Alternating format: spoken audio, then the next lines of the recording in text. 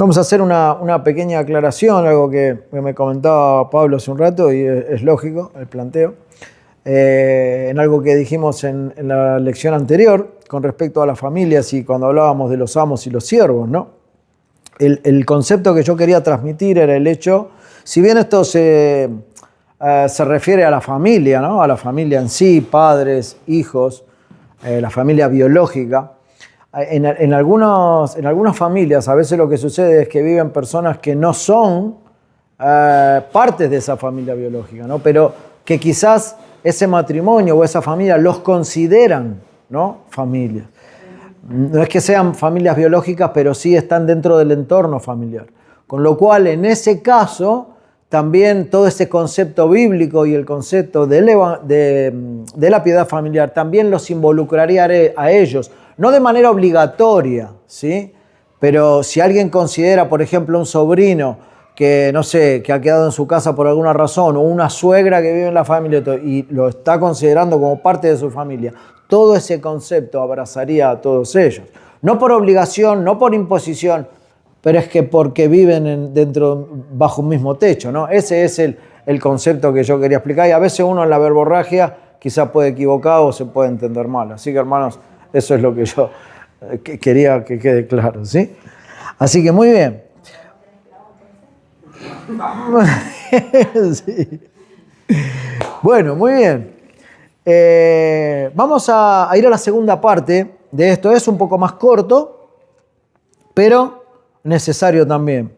Vamos a hablar en esta parte del matrimonio y la familia, que son o que deben ser reivindicados frente a los enemigos. Porque sin duda, hermanos, así como hablábamos, no solamente en el siglo anterior, sino en casi toda la historia de la Iglesia, los enemigos de este tipo de concepto estarán y van a estar, siempre. O sea, hay gente que no considera, lo lamentable es que a veces esto sucede dentro de la Iglesia, no considera la piedad familiar ni tampoco la familia, pero hay enemigos que son claros, ¿no? Y los enemigos de esto no solamente están en estos tiempos. Si nosotros tuviéramos que ser un poco más específicos para ver desde dónde viene esa enemistad frente a la familia, la vamos a encontrar precisamente en el jardín del Edén. En el jardín del Edén se produjo una enemistad en contra de dos personas que conformaban una familia. Y ustedes saben a lo que me estoy refiriendo, ¿no? Así, claro. Entonces, primeramente con Adán y Eva, ¿no? Primeramente con ellos. Y ahí es donde se involucra el pecado en la humanidad, donde vemos claramente que ahí empezaron los primeros ataques del diablo frente a la institución que el Señor había creado, ¿no? Frente a la palabra de Dios. Y afecta directamente a esta unión que Dios había propuesto. Una unión que hasta el día de hoy llega a nosotros como algo claro de parte de Dios para la familia. Ese era el fruto de lo que Dios pretendía, el matrimonio creado por Dios, que es la familia. Entonces, en ese jardín del Edén, la serpiente se encargó de engañar a la mujer. Y ya con ese engaño muestra el primer ataque, ¿no? A esta institución. La mujer es engañada diciéndole que lo que Dios le había dicho no era real o que no era tan así. Así que Dios dijo, ¿no? Bueno, la mujer tomó de ese engaño y menoscabó la palabra del Señor. No es que le estamos echando la culpa a la mujer aquí, ¿no? Porque la verdad el responsable era el hombre. Pero lo que quiero decir es que desde ese momento esta institución de la familia fue atacada desde el principio. Así que lo que nosotros vemos o lo que estuvimos tratando que el siglo XX o siglos anteriores y este mismo es una continuación de lo que ya el diablo hizo de entrada, ¿no? O sea, es un ataque de ese tipo, va a seguir y va a ser cada vez peor. Por eso la iglesia tiene que estar atenta. La iglesia tiene que estar bien atenta a este tipo de cosas. En ese caso, la esposa fue vulnerable y el marido no la protegió. Entonces, el pecado entró en el mundo. Y con el pecado, el menoscabo de la palabra del Señor y la institución de la familia fue desarticulada. Ese fruto del pecado hizo que la primera generación, y ahí sí, Abel y Caín, se enfrenten. Si el pecado no hubiera entrado, esto no se hubiera llevado adelante. O sea, Caín no iba a matar a Abel. Pero hasta hoy el diablo sigue en una batalla campal contra la familia. Y esto es lo que nosotros vamos a seguir viendo, hermanos. O sea, lo que quiero decir con esto es que quede claro el concepto de que el enemigo de la familia está permanentemente. Que no es solamente los ajenos, a veces nuestro propio corazón engañoso que nos hace ser negligentes frente a las responsabilidades que tenemos con nuestra familia. Y eso es parte de una enemistad, ¿no?, instalada en nuestros propios corazones a causa del pecado. Ahora, ¿por qué hay un ataque tan grande hoy en día hacia la familia y hacia el matrimonio en este mundo? Y sin duda, una de las razones principales, y viendo esto que pasó allá en el jardín del Edén, es el hecho de que el diablo odia el evangelio de Cristo. Lo odia. Lo conoce y lo odia, ¿no? Odia el evangelio de Jesucristo. Cuando nosotros vemos un matrimonio que está estropeado por alguna razón, vemos la muestra de un evangelio estropeado. Porque cuando nosotros queremos vivir el evangelio y queremos poner en práctica y aplicar el evangelio en nuestras vidas, entonces ese evangelio es exaltado con nuestras vidas. Y le damos la gloria a Dios por eso. Y podemos vivirlo y estamos en paz con Dios y podemos llevar nuestras responsabilidades. Pero cuando ese matrimonio está estropeado, no estamos reflejando el verdadero evangelio de Cristo. Lo mismo que, como decíamos, ¿no?, un marido que maltrata a su esposa o que es un marido sin amor, egoísta, lo que está declarando es una fe sin amor absoluto. Y no concuerda con el amor de Cristo. No tiene que ver con el amor de Cristo, o por lo menos con el amor de Cristo hacia su pueblo, ¿no?, por la iglesia. Una esposa que no es sumisa está también mostrando un evangelio que es distorsionado. No es el evangelio que Dios busca, ¿no? Un hijo rebelde lo que muestra es primeramente una rebeldía a Dios, principalmente. Entonces, el diablo actúa permanentemente en todos los componentes de la familia para destruir la familia, de una manera o de la otra, por un lado o por el otro. Siempre va a ser lo necesario, o quizás más que eso, para que la familia sea destruida. Porque él sabe que si destruye la familia, destruye la iglesia. Pero nosotros, por la gracia del Señor, sabemos que eso no va a suceder, porque el Señor está conformando una gran iglesia universal. Y nos gozamos en que la victoria en Cristo ya está asegurada. Pero los estragos de las irresponsabilidades que el enemigo pone como pecados en nuestros corazones y nosotros mismos hacen que tengamos muchísimos problemas con respecto a estas cosas, cuando no debiera haberlos. Entonces, el enemigo se va a encargar. Satanás quiere destruir las familias cristianas porque, como decíamos antes, saben que la familia cristiana es el conducto para transportar y transmitir el evangelio de generación en generación. Entonces, ¿para qué atacar el evangelio? Ataquemos directamente a la familia. El evangelio no lo puedo modificar. Un pensamiento así raro, ¿no?, como que puede tener él. No puedo modificar el evangelio, pero sí puedo atacar la familia, y bien fuerte. Y estar haciendo estragos dentro de la vida cristiana de las familias, ¿no? Él ha estado contra la simiente de la mujer desde el principio, que es la figura de Cristo, y todos los que siguen a Cristo desde el principio. Entonces, hermanos, no debe sorprendernos para nada que él busque ese ataque particular y lo va a hacer de todas las formas que pueda hacerlo, utilizándonos a veces a nosotros mismos, dentro de nuestra inoperancia y de nuestra limitación y también de nuestra negligencia, ¿no? En tener cuidado de esa piedad familiar. El proporcionar pecados en las familias es la mejor arma que el diablo tiene.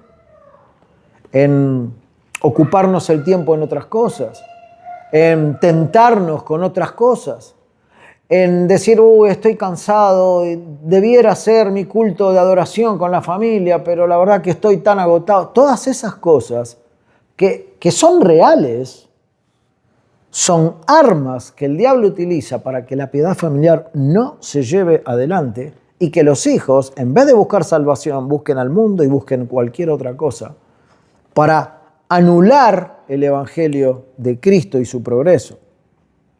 El pecado es la principal razón por la cual las familias se desintegran. Y no estoy diciendo nada nuevo, ¿no?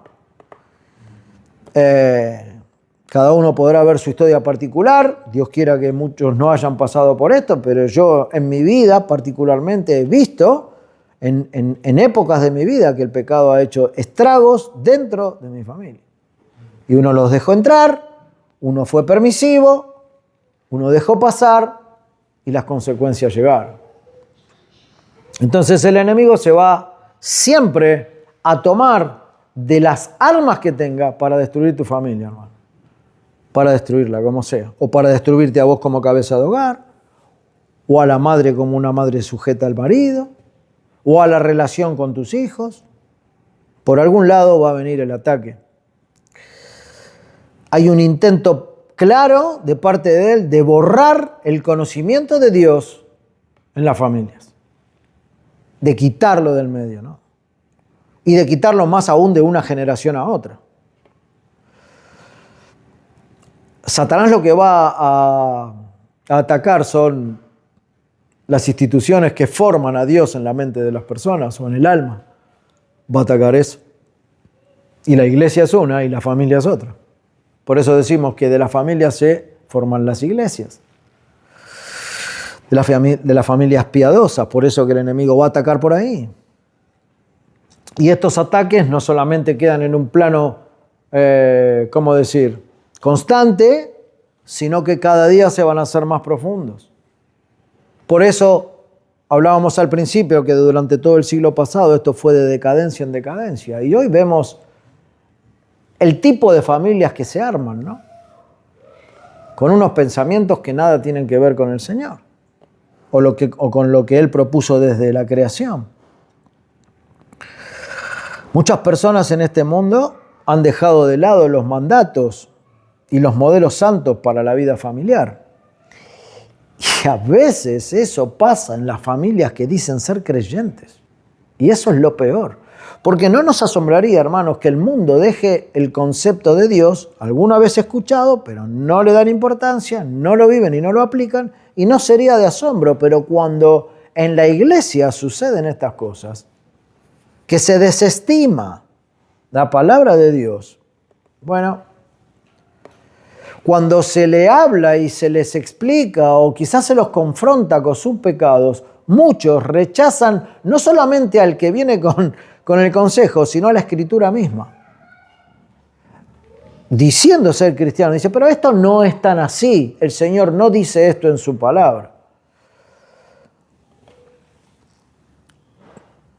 Y aunque esta realidad sea visible, y algo de eso dice la Escritura, bueno, tenemos que volver a decir, como dice Mateo 16, 18, que las puertas del Hades no prevalecerán contra la iglesia. Y hermanos, no es lo mismo comenzar una guerra o comenzar una batalla no sabiendo cuál es el final de la batalla. No sabiendo cuál va a ser el resultado final, si la vamos a ganar o la vamos a perder. No sabiendo si vamos a morir o si vamos a vivir. No es lo mismo. Nosotros sabemos cuál es el final de la batalla porque esta guerra la ha ganado Cristo en la cruz del Calvario. Y es por eso que Él tiene la seguridad y pretende que nosotros entendamos cabalmente y en profundidad que las puertas del Hades no van a prevalecer contra la iglesia del Señor.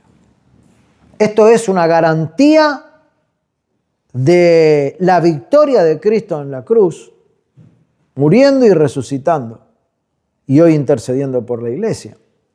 Entonces, nosotros tenemos una guerra que tenemos que afrontar con las armas que Él nos da para afrontarla, pero sabiendo que esta guerra está ganada. Así que no es una guerra a la cual nosotros vamos o le damos batalla sin saber si la vamos a ganar. Hermanos, tenemos la victoria en Cristo. Y de esto no tenemos que tomar. Si es difícil llevar adelante la piedad familiar y la adoración familiar en mi casa, por la razón que sea, por el pecado que sea, por el desorden que esté ocurriendo, por lo que sea, por el tipo de familia que tengo o lo que sea, Dios me da las herramientas para hacerlo y confiar en Él que eso va a funcionar porque esto es parte de su voluntad. No me está pidiendo hacer algo sin darme las herramientas para hacerlo y diciéndome, hacelo, pero no sé cómo va a resultar. ¿Va a haber problemas? Sí. ¿Va a haber pecados? Sí. ¿Va a haber inconsistencias? Sí. Pero la intención debe ser llevar adelante esta piedad familiar en mi casa. Así que en medio de todos los ataques a la familia y al matrimonio, nos es necesario, hermanos, levantar en alto la bendición que tienen estas instituciones, porque el Señor ha bendecido la iglesia y ha bendecido la familia. No es algo que se le ocurrió crear porque sí. La iglesia para los hijos de Dios es un medio de gracia permanente en el cual la iglesia se edifica, en el cual la iglesia es guiada, en el cual la iglesia es confrontada cuando es necesario, pero también es exhortada. Y la familia es otra de las instituciones y es la primera que Dios lleva adelante, propone, crea, para que por medio de esa familia la iglesia tenga razón de ser. Entonces, necesitamos levantar en alto, hermanos, la bendición que tienen estas instituciones. A veces quizás hay temporadas que no está muy bien espiritualmente y dice, bueno, tengo que ir a la iglesia, tengo que estar congregado, tengo que levantar un altar familiar día a día en mi casa, tengo, como si esto fuera un peso o una carga, ¿no? que estamos llevando adelante. Y esto se termina transformando a veces en un peso, en una carga, porque muchas veces lo queremos hacer en nuestras fuerzas, lo cual dura bastante poco. Pero cuando nosotros nos tomamos de la gracia que hay en Cristo y ponemos delante de Él todas nuestras negligencias, nuestros pecados bien expuestos delante de Él, Él nos da la gracia y nos levanta para llevar adelante estas cosas. Y sabemos que es así, porque todos nosotros pasamos por temporadas no muy plenas espiritualmente, sino que temporadas complejas, de vacío, de decadencia, pero cuando nos disponemos a venir realmente a Él, genuinamente, en oración, decir, Señor, esto soy, esto me pasa. Cuando realmente hay una charla seria con el Señor, de corazón, las cosas cambian. El problema es que muchas veces pasa mucho tiempo hasta tener esa charla seria con el Señor. Y en ese tiempo de pecado, de incongruencia espiritual o lo que sea, bueno, no hay relación con Dios y no hay ningún tipo de avance espiritual, sino que hay decadencia. Por eso, hermanos, nosotros tenemos que levantar bien en alto la bendición de las instituciones que el Señor nos da. El Señor ha puesto a cargo de nosotros familia. La familia tiene que ser bien importante para mí, para mi esposa, para mis hijos. La familia es lo más importante en este tiempo. Y la iglesia también. En el tiempo del apóstol Pablo, algunos enseñaban falsamente, ustedes lo saben, que el matrimonio no era, vamos a decir, como una vía correcta, ¿no? Para la santificación. Primera Timoteo, por ejemplo, capítulo 4, versículo 1.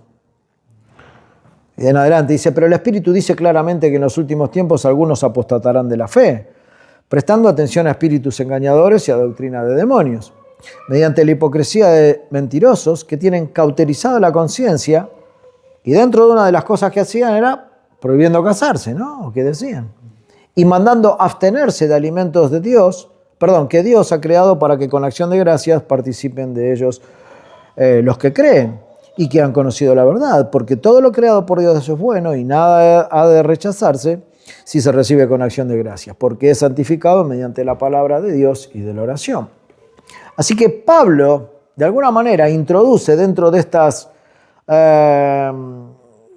personas que apostataban de la fe el hecho de que prohibieran casarse. Por la razón que sea, por la explicación que den, no importa, pero lo presentaban. Y Pablo lo dice claramente. Ahora, nosotros debemos reivindicar esto.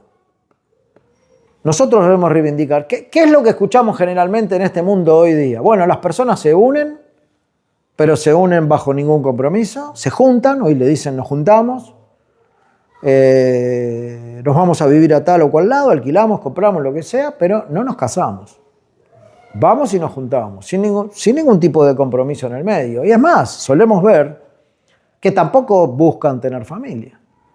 Es más, hay pueblos enteros, lugares enteros en donde no hay familias, prácticamente, ¿no? Bueno, esto es parte de la falta de reivindicación de lo que Dios dice en su palabra y de la falta de entendimiento de la iglesia en poner en alto estas cosas. Ahora, por más que la iglesia lo diga 50.000 veces y lo lleve adelante y lo presente al mundo, bueno, si Dios no hace la obra, no va a pasar mucho. Pero nosotros estamos encargados, así como esa gran comisión, de presentar el Evangelio, de decir la verdad, de volcar las almas a abstenerse de pecar de esa manera. Hermanos, el matrimonio es algo bueno y digno delante del Señor. Y yo sé que no estoy diciendo nada nuevo, ¿no? No es algo que, qué ilustre lo que está diciendo. O sea, esto es lógico, es claro y es básico. Es bueno y digno delante del Señor. Y yo te quiero dar 5 puntos claros que John Owen cita en el comentario sobre Hebreos 7.4. 13.4. En Hebreos 13.4 el Señor dice: honroso sea en todos el matrimonio y el lecho sin mancilla, pero a los fornicarios y adúlteros los juzgará el Señor. Hebreos capítulo 13, versículo 4. Y John Owen, con respecto a este versículo, dice 5 cosas muy importantes que quiero compartirlas con ustedes respecto al matrimonio como un estado honroso. Porque uno lee estos versículos a veces y dice, bueno, pero ¿qué quiere decir exactamente? Sí, entendemos medianamente lo que está queriendo decir, pero acá hay una consideración un pelín más profunda, ¿no? Y él dice lo siguiente. Dice, primero, el matrimonio es honroso por la forma en la que fue instituido el matrimonio, siendo expresado como un efecto peculiar o particular de la sabiduría y el consejo divino para el bien del hombre. Y esto lo vemos en Génesis 2.18, cuando dice, y el Señor Dios dijo, no es bueno que el hombre esté solo, le haré una ayuda idónea, ¿no? Entonces, es honroso primeramente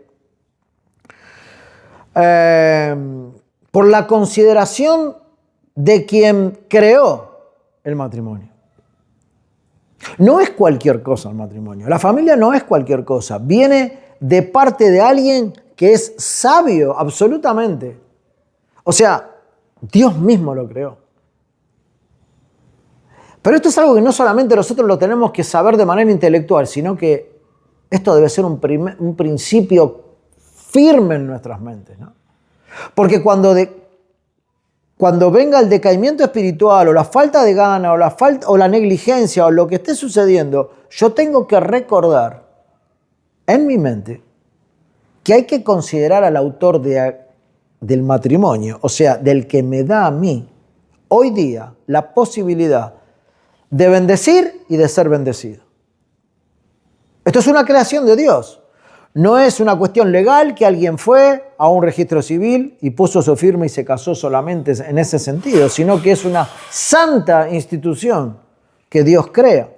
Entonces, el matrimonio es honroso por la consideración del autor del matrimonio. Pero en segundo lugar, John Owen dice lo siguiente: el matrimonio es honroso por la forma en que fue instituido el matrimonio. Perdón, yo acá tengo que decir otra cosa. Ese es el segundo punto, que es el que acabé de nombrar primero. Pero el primero es honroso por la consideración del autor del matrimonio, aquel por quien éste fue originalmente señalado, quien es Dios mismo, y todas sus obras son esplendor, honorables y majestuosas. Eso es lo que él dice en el primer lugar. Y en el segundo lo que dije primero. Cambié el orden, pero ¿se entiende? Es muy importante lo que está diciendo. Es muy profundo. O sea, no es algo más. No es que yo un día me casé porque me quería casar o porque quería pasar el tema de la fiesta o que ser bendecido por la iglesia. No. Es muchísimo más, ¿no? Ahora, en tercer lugar, él dice que el matrimonio es honroso por el momento y el lugar en el que fue instituido el matrimonio. Es coigual con la humanidad porque aunque Adán fue creado en la vida de soltero, se casó en el instante de la producción de Eva.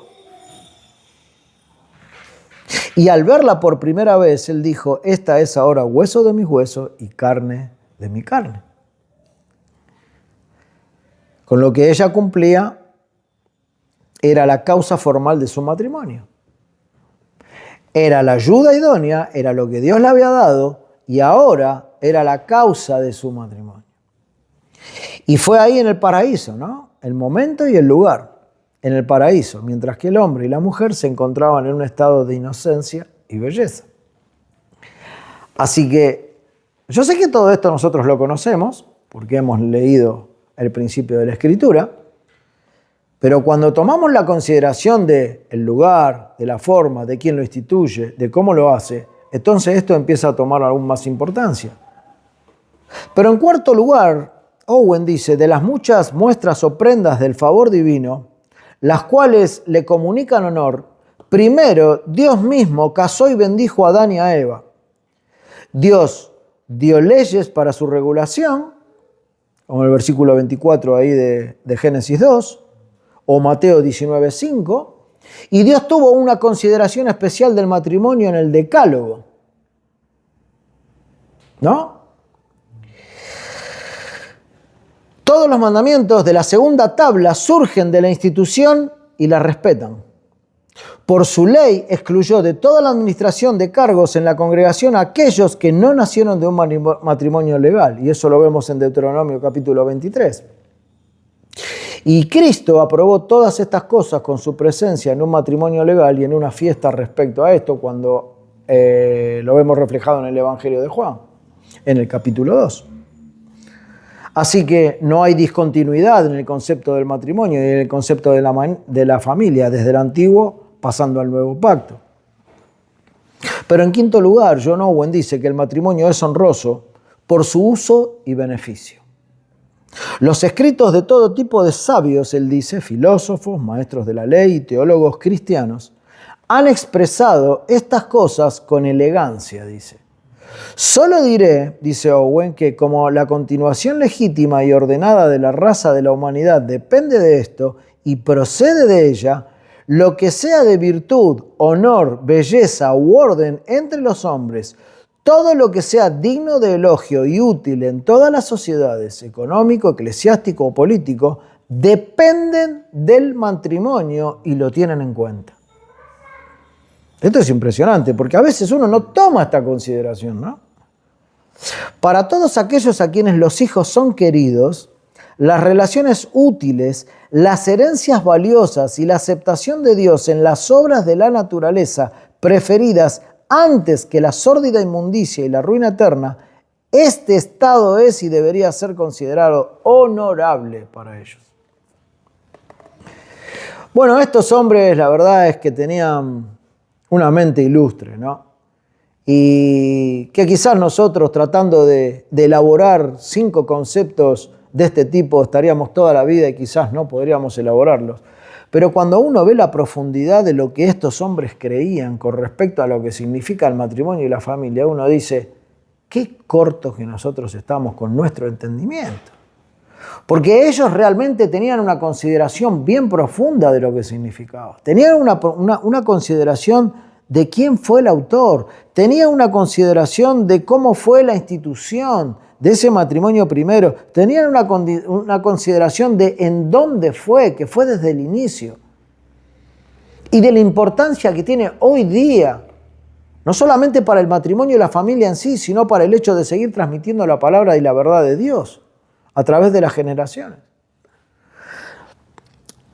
Yo me temo que nosotros en esta era, y por lo rápido que se vive y con la verborragia que se vive, muchas veces olvidamos estos conceptos y es por eso que muchas veces no ponemos en práctica lo que debemos poner en práctica. Sí decimos, nuestra familia es importantísima y daríamos la vida por ella, pero por mucho menos no hacemos lo que tenemos que hacer. Y la vida, y la piedad familiar y la adoración familiar no se lleva adelante porque perdemos no porque no amamos a nuestra familia, sino porque perdemos de vista lo que Dios nos pide para con nuestra familia. Entonces, esa es una de las razones por las cuales las iglesias también han decaído bastante, ¿no? Porque dentro de la iglesia todos estos consejos han caído y se han desmembrado con el tiempo.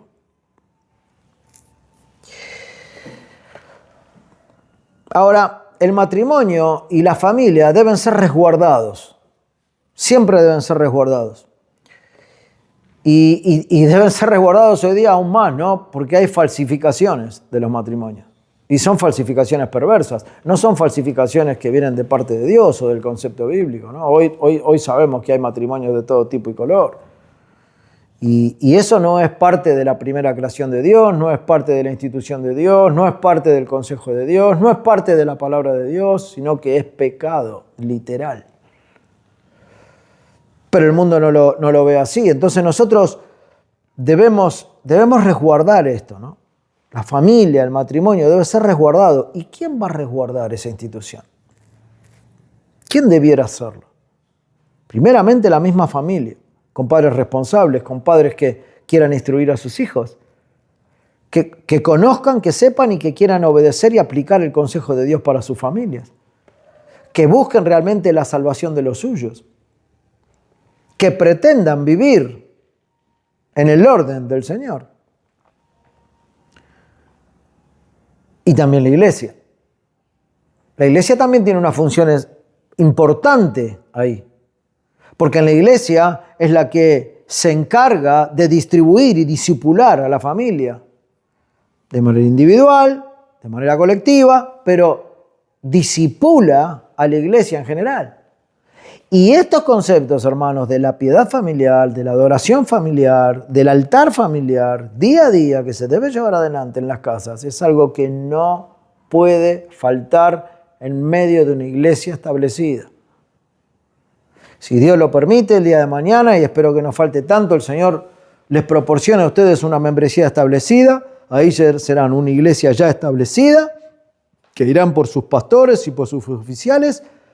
Pero hermanos, todos aquellos que vengan detrás queriendo unirse a esta membresía local, tendrán que ser conscientes de la responsabilidad que hay dentro de la familia antes que dentro de la iglesia.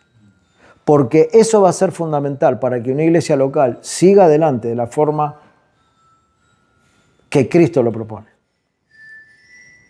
Entonces nosotros tenemos que resguardar esto. Nosotros somos aquellos soldados que tienen que cubrir el Evangelio, aquellos que tienen que resguardar la santa palabra de Dios y buscar que los demás las apliquen. Pero claro, no podemos ser hipócritas, nosotros tenemos que aplicarla en nuestras casas. Toda esta agenda actual de hoy día es perversa, lamentablemente, y dirige absolutamente a los hombres a una distorsión de lo que es la familia. Lo podemos ver día a día, hermanos. Lo podemos ver en la calle, lo podemos ver en publicidad, lo podemos ver en internet. Como todos esos conceptos de integración de todo tipo y color, de familias de todo tipo y color, del mismo sexo, lo que sea, es una perversión al Evangelio de Cristo. Y si nosotros no llegamos a la conclusión, no solamente intelectual, sino con un corazón que está alineado a la palabra de Dios y que tiene el principio bien claro que todo eso es una perversión y que hay que contraponerse a eso, si no hacemos eso, lo que vamos a estar haciendo es aceptar esa distorsión y esa falsificación y esa perversión de la familia. Y cuando estemos haciendo eso, vamos a estar dejando de reflejar el Evangelio de Cristo. A veces dejamos de reflejarlo simplemente sin contradecir lo que se hace. Simplemente callando. Cuando el Señor nos manda a exhortar por el pecado. Y quizás esto es difícil en el mundo, ¿no? Porque uno no puede salir con pancartas por ahí, que podría hacerlo, pero tampoco uno puede salir por la calle y enfrentarse a todo el mundo. No es la manera que Cristo lo haría. Pero cuando esto pasa dentro de la iglesia y las familias empiezan a ser discontinuas en su piedad familiar, o quizás nunca la han tenido, y por eso empiezan a dejar algunos conceptos entrar, entonces ahí es donde la iglesia tiene que resguardar el matrimonio y tiene que resguardar la familia. Porque si no, hermanos, esa fisura se va a ver dentro de la iglesia y es peligrosa. Nosotros debemos rechazar todo tipo de aceptación a la distorsión del matrimonio y a la distorsión de la familia. Hay que rechazarlo ampliamente, fuertemente, cueste lo que cueste. A veces, en mi familia particularmente, ¿no? Por el lado de una hermana que tengo, sus hijos, 20 años, 17 años. Es la edad que más está afectada de todas estas cosas. En donde nadie quiere ningún compromiso, todo avalan todo. Bueno, pero esto está bien, pero esto es lo que va, esto es lo que... Y vos estás sentado en la mesa, compartiendo quizás una comida o algo, y es asombroso lo que se escucha, ¿no? Claro, en esos momentos a veces es difícil refutar esas cosas, porque cuando uno se pone a refutar esas cosas, bueno, empiezan todas las divisiones. Y ya sabemos que va a pasar esto, ¿no? O sea, no es nada nuevo. Pero a mí me llama mucho la atención cómo toda esta generación y anteriores también, ayudados a veces por las políticas de los países, etcétera, etcétera, están tan inmersos en esto que no pueden ver en absoluto lo que Dios dice, pero de ninguna manera, ¿no? Y claro, nosotros estando del otro lado, vemos la ceguera espiritual que hay. Porque eso es parte de la obra del enemigo, cegarlos espiritualmente para que no les resplandezca la luz del Evangelio. Y a nosotros no nos asombra, porque nosotros en algún momento estábamos así. Pero a mí lo que me asombra es al punto que ha llegado todo esto. Porque hoy prácticamente todo da igual. Entonces, cuando estas cosas se meten dentro de la iglesia, hermanos, los responsables de que eso no suceda es la misma iglesia. Si hay pastores, los pastores, y si no, la membresía de la iglesia local. Pero claro, la membresía de la iglesia local tiene que refutar estas cosas con un testimonio que lo avale. Porque si nosotros vamos a refutar estas conductas, pero en mi casa yo no tengo piedad familiar, no tengo adoración familiar, no le explico nada a mis hijos, no camino con ellos. Quizás los demás hermanos no lo ven, pero el Señor lo conoce. Y esto es un tema, ¿no?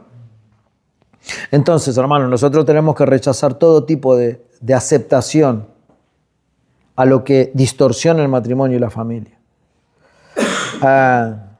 En toda esta agenda mundial, vamos a decir, hay un retroceso absoluto del matrimonio o una anulación de lo que es el matrimonio. Y el mayor esfuerzo que ponen es en desfigurar lo que Dios ha planeado y ha planteado desde el principio, ¿no? La masculinidad pareciera como que es un señorío sobre la mujer. La feminidad pareciera que debe empoderarse, ¿no? Cuando el Señor le da funciones a los dos, tanto el hombre como la mujer son honrosos frente a Dios. Uno con una función, otro con otra función. Y complementándose entre sí para lograr una familia, para llevarla adelante, para tener un matrimonio dichoso. No es que le está quitando honor a la mujer por estar sujeta. No es que le está quitando honor al marido. No.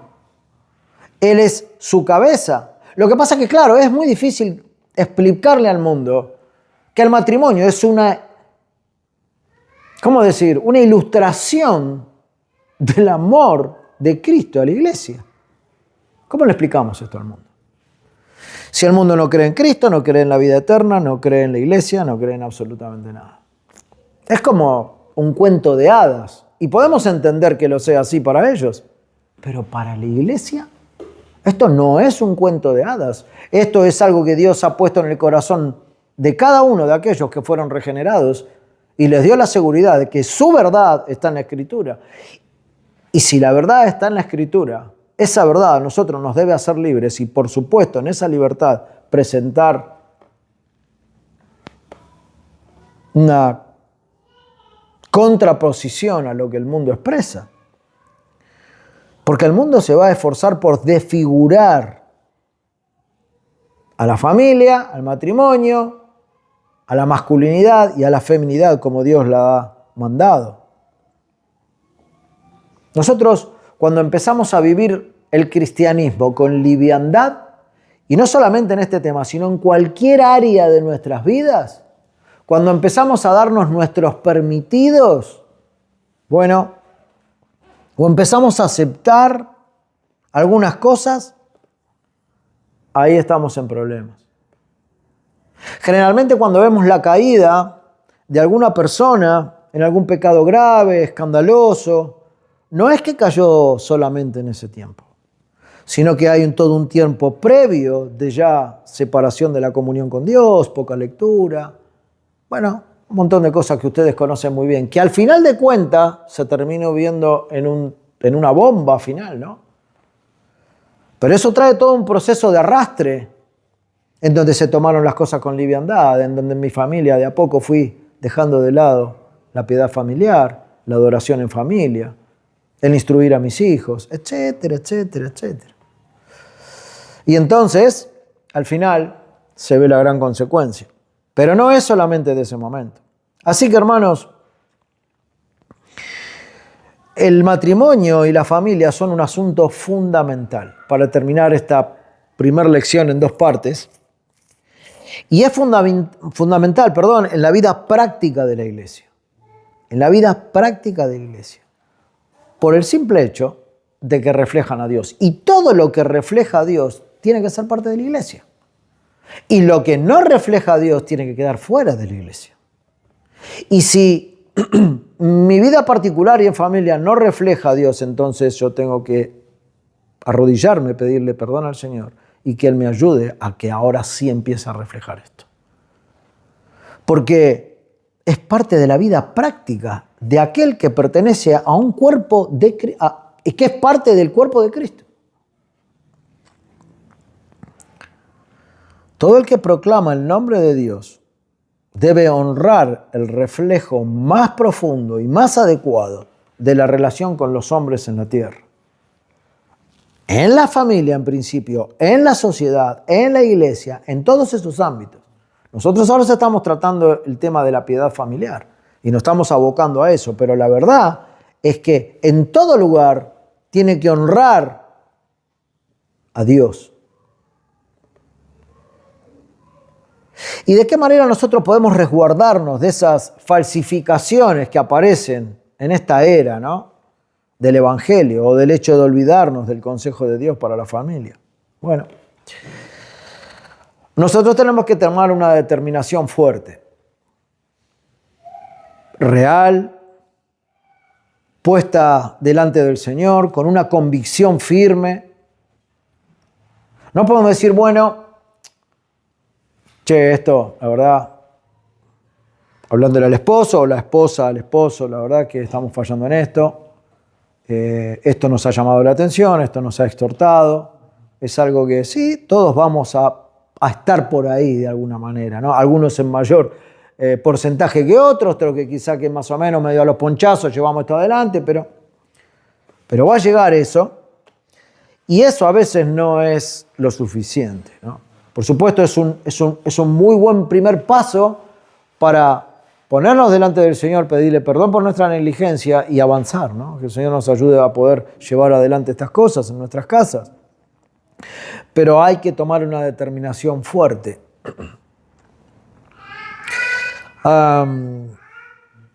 Y hubo alguien que tomó una determinación bien fuerte en la Biblia, y es lo que vemos en Josué capítulo 24, versículo 15. Dice, y si mal os parece servir a Jehová, escogeos hoy a quién van a servir, o a quién sirváis. Si a los dioses con minúscula, a los cuales sirvieron vuestros padres cuando estuvieron al otro lado del río, o a los dioses con minúscula, o sea, los que no existen, de los amorreos en cuya tierra habito, pero yo y mi casa serviremos a Jehová, dice. Esto no es el contexto del punto del cual nosotros estamos tratando, pero tiene bastante que ver. Porque cuando Josué hace una determinación de este tipo, está pensando en su familia también. Y si nosotros decimos que somos de Cristo y nos parece mal servir al Señor en esta área, o no nos parece, o nos es difícil, o se nos pone cuesta arriba, o no hay tiempo, o la razón que querramos poner, entonces, de alguna manera, estamos escogiendo a quién servir. Porque o servimos a Dios en este aspecto, o vamos a terminar sirviendo al diablo. Y luego cuando vengan las consecuencias de nuestra negligencia, vamos a decir, ¿qué pasó? Lo que pasó no es culpa de Dios. Lo que pasó es culpa nuestra porque nosotros desestimamos el consejo de Dios. Quizás pierdan el tiempo en dioses ajenos a ustedes. Entretenimiento, deporte, lo que sea, hermanos. Y no estoy diciendo que esas cosas están mal, por favor, que se entienda. Pero cuando le empezamos a dar más tiempo a otras cosas que a lo que le tenemos que dar en nuestros hogares, entonces estamos sirviendo a otras cosas.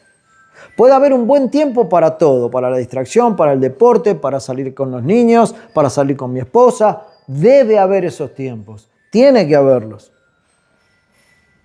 Pero no puede superar este tema de la piedad familiar. No puede superar el tiempo de adoración familiar. Tiene que estar esto, hermanos. Tiene que haber esto en las familias. Si no, vamos a estar sirviendo a otras cosas, ¿no? Y Josué toma la determinación y dice, yo y mi casa serviremos a Jehová. Exactamente así, quizás con alguna diferencia, o como sea, nosotros tenemos que tomar estas determinaciones tomados de la gracia del Señor. Tomados de su ayuda, tomados de su piedad, tomados de su misericordia. Y Él nos va a ayudar. Y Él nos va a dar las fuerzas. Y ese ánimo cansado y ese cuerpo cansado que viene de trabajar a última hora y sabe que tiene que sentarse con su familia. Porque esto es una petición de Dios para el cabeza de familia, con la esposa y para con los hijos. Debe sentarse un segundo antes de cerrar los ojos y acostarse porque está tan cansado, y decirle, Señor, ayúdame realmente a que pueda llevar esto adelante. Ayúdame que este tiempo de adoración tú seas bendecido, seas honrado en esta casa. Ayúdame, Señor, porque solo no puedo. Y verás cómo el Señor te ayuda, hermano. Y pasará ese cansancio y pasará todo. ¿Cuántas veces esto nos pasa en la lectura personal nuestra? ¿Cuántas veces nos pasa en el tiempo de oración nuestro? Pero cuando nos disponemos a hacerlo y decimos, Señor, dame fuerzas, y nos disponemos a hacer, es como que eso se pasa y uno vuelve otra vez como estar ahí en la carrera, ¿no? Y pasa el tiempo y ya está, el Señor me ayudó. Pero a veces, hermanos, nos dejamos llevar por nosotros mismos, por nuestros pensamientos, por nuestro cansancio, por nuestra negligencia, por lo que sea que hayamos pensado, y entonces no sirvo al Señor. Por eso, en esto, como en tantas cosas de nuestra vida cristiana, tenemos que tomar una determinación firme. Yo y mi casa, en este caso, serviremos a Jehová. por otro lado, el Señor me hace responsable a mí, como hombre, ¿no? En este caso. Josué en ese momento los llevó al pueblo a tomar una decisión crucial. Mejor que sea así, ¿no? Como diciendo, si ustedes eligen esos dioses, hasta acá, vayan tranquilos, hagan lo que quieran. Nosotros vamos a servir a Jehová, o yo en mi casa voy a servir a Jehová. Pero no podemos ser hipócritas. Vayamos hacia un lado o vayamos hacia el otro. En el camino del Señor, hermanos, sabemos que no hay medias tintas. No hay medias tintas. O es una cosa o es la otra. Y esta determinación está basada en un concepto bíblico, ¿no? Yo en mi casa vamos a servir al Señor, porque el Señor nos ha salvado para ser sus siervos, para ser sus hijos, para servirle, para amarle, para obedecerle, para andar como Él busca que su pueblo ande, ¿no? Entonces el pueblo iba a tener que determinar qué camino iban a tomar. Y yo quiero preguntarles, hermanos, para que ustedes se lo respondan, ¿qué camino vamos a tomar nosotros como familias, con los que tengamos a cargo, sea 1, 2, 3, 10, qué determinación voy a tomar? De eso va a depender la bendición en esas familias. De eso va a depender quizás la salvación de tus hijos. Porque la salvación viene por medio de la predicación de la palabra y de la obra del Espíritu. No viene de otra manera. Y si yo jamás le hablo a mis hijos, si pocas veces les hablo, si pocas veces los llevo a estar de manera santa enfrentados con el Señor, o sea, exponiéndole sus pecados, entonces, ¿cómo van a ir a la salvación? Aquellos que no tienen de qué arrepentirse, o que no ven sus pecados, siempre decimos, no tienen de qué arrepentirse, porque ¿de qué me voy a arrepentir si no veo mis pecados? Pero ¿quién los va a confrontar con sus pecados? Sus padres, su familia, la palabra. Por eso es necesario adorar al Señor, alabarlo, pasar tiempo juntos con la lectura, meditar en esas cosas. Bueno, muchas familias en ese tiempo de Josué fueron valientes y caminaron con la determinación de Josué. Y muchas familias hoy día toman la decisión de decir, sí, realmente esto es algo que tenemos que hacer como familia. Tenemos que esforzarnos para llevar adelante una piedad familiar en el medio de nuestras familias, ¿no? Pero a veces al hacerlo también se han encontrado con no saber cómo hacerlo. Cómo llevarlo adelante.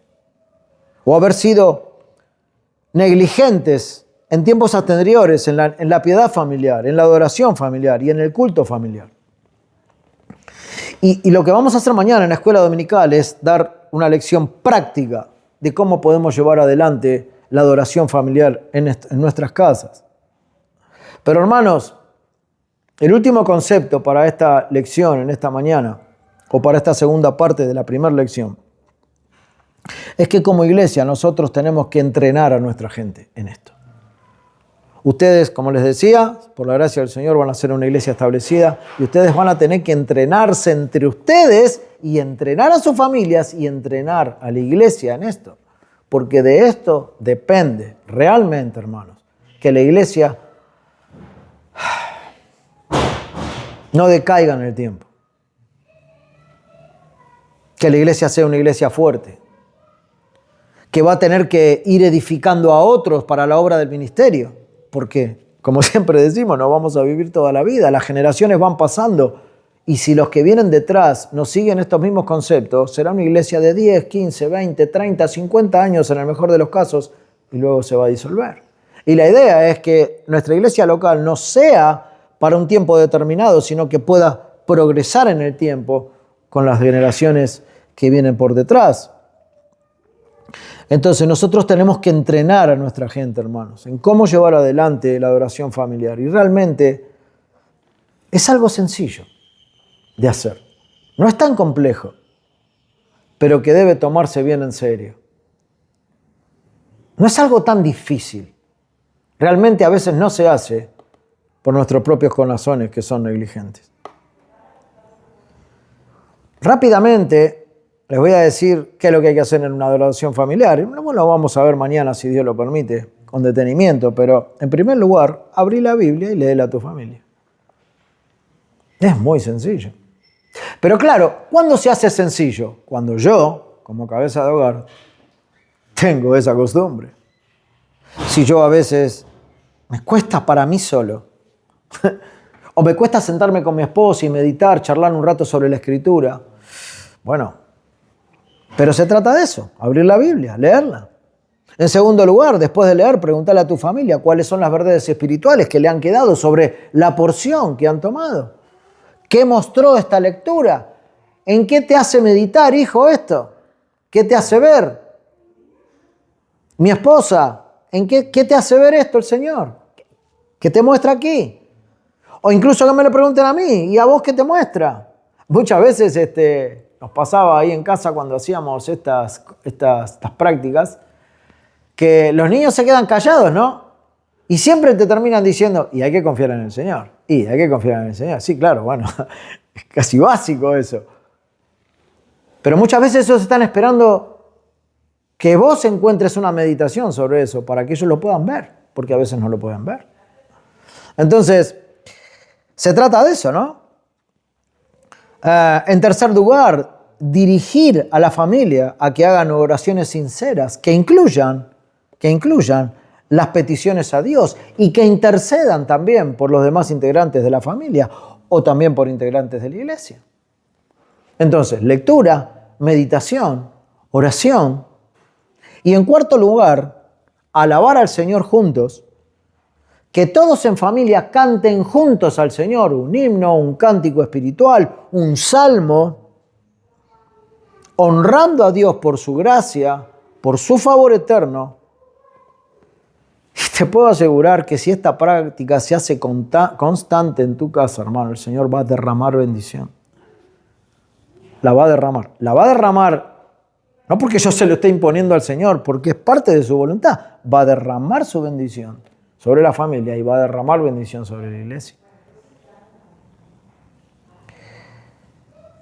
Pero a veces me pregunto si esto es importante para nosotros o esta es una de las funciones a la cual nosotros inconsciente o conscientemente se la damos por sentada a la iglesia. La iglesia se tiene que encargar de estas cosas. La iglesia, la predicación, el hermano que le toque predicar, sea quien sea, pastor, un diácono, algún hermano dotado. Que seamos discipulados, que tomemos todo lo que la iglesia nos debe dar. Hermano, hay un error de concepto grave porque el Señor nos manda a nosotros como padres a instruir a nuestros hijos y a tener un culto familiar todos los días en nuestra casa. Yo sé que es algo tedioso y sé que muchos, una y otra vez vamos a tener que arrodillarnos y decir, Señor, perdón porque hemos sido negligentes en esto. Pero está bien, hermano, es mejor que pase eso. Si es que pasa, si no pasa, gloria a Dios, hermano, seguí haciéndolo como lo estás haciendo y dale la gloria a Dios en esa área. Pero si no está pasando y hay que pedirle perdón al Señor, Señor, perdóname y dame la gracia para poder honrarte en este sentido en medio de mi casa. Para no ser una hipocresía en mi vida familiar o una hipocresía en mi vida cristiana. Porque claro, cuando estoy en la iglesia, soy una cosa. Pero en mi casa no aplico tu palabra. Entonces, puede que esté pasando. Bueno, si es así, hoy es el tiempo de solucionarlo. Como cualquier otro pecado, hermano, cualquier otra negligencia delante del Señor. El Señor nos da de su gracia, ¿no? Si confesamos nuestros pecados, ¿cómo dice? Y limpiarnos de toda maldad, ¿no? Entonces, tomémoslo así, hermanos. Consideremos de qué se trata el matrimonio, de qué se trata la familia, considerémoslo y veámoslo como Dios lo ve y a partir de ahí entonces lo vamos a poder defender, lo vamos a poder adorar y vamos a poder llevar adelante ese culto familiar en nuestras vidas, en nuestras familias, en medio de nuestros hijos y también en la iglesia. Amén. Muy bien. Vamos a orar una vez más y luego más tarde seguiremos con la próxima enseñanza, ¿sí? Padre, qué bueno tú eres, Señor. Qué bueno eres en mostrarnos esta verdad, en mostrarnos tu santa y sabia verdad, Señor, a nosotros que somos tan miserables, Padre, delante de ti, que que tantas veces, Señor, diluimos tu palabra, la damos por menos, y que en nuestra negligencia, Señor, y en nuestra comodidad quizás hasta la despreciamos, Señor. No lo decimos con nuestras bocas, pero lo demostramos en nuestros actos, Padre. Por eso, Señor, en este tema tan crucial, que se trata de la vida de tu pueblo en medio de una familia, Señor, queremos rogarte que tú nos ayudes, Señor, que tú nos dirijas, que tú nos des las fuerzas necesarias cuando no las hay, Señor. Que tú seas, Señor, en medio nuestro, esa ancla fuerte por la cual el Evangelio es predicado, Señor, y las almas son salvas. Y a veces no solamente dentro de nuestra familia, sino que muchas veces hasta cerramos nuestras bocas, Señor, frente a otros. Por eso, Padre, te rogamos que nos ayudes, que nos des de tu gracia, Señor. Así como un día nosotros fuimos llamados a tu palabra por medio de otras personas, que ahora nosotros podamos ser un instrumento en medio de este mundo y en medio de nuestra familia para que las almas vayan a ti y puedan ser edificadas por ti. Padre, te rogamos esto. Te pediremos que bendigas cada alma en este lugar, Señor. Que cada familia sea una familia que refleje el carácter de Cristo y quiera darte la gloria en esta área. Te agradecemos, Padre, por este tiempo y te rogamos que sigas bendiciendo este día. En el nombre de Jesús. Amén.